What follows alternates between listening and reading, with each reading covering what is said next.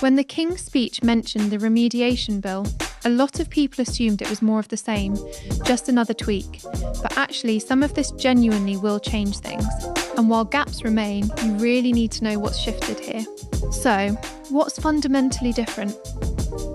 What will be fundamentally different is this.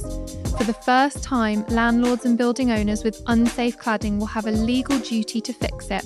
Not a recommendation, not an incentive, but a duty. And when we say duty, we mean real consequences. We're talking unlimited fines, criminal sanctions and serious cases.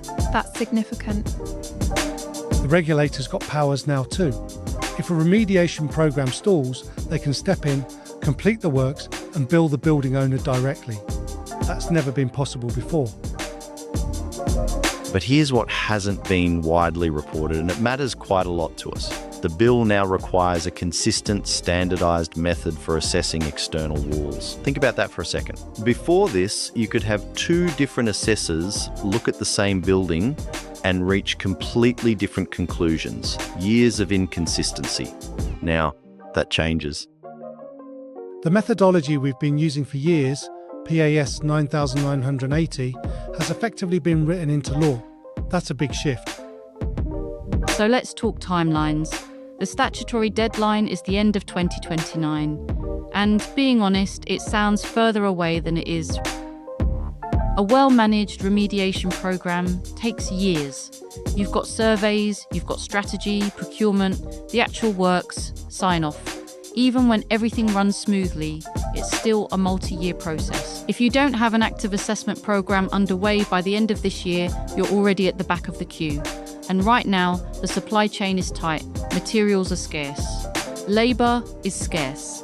So the earlier you move, the better positioned you are. Now, to be clear, this is a really significant step forward, but the bill doesn't solve everything. Buildings under 11 metres, they sit outside this new duty.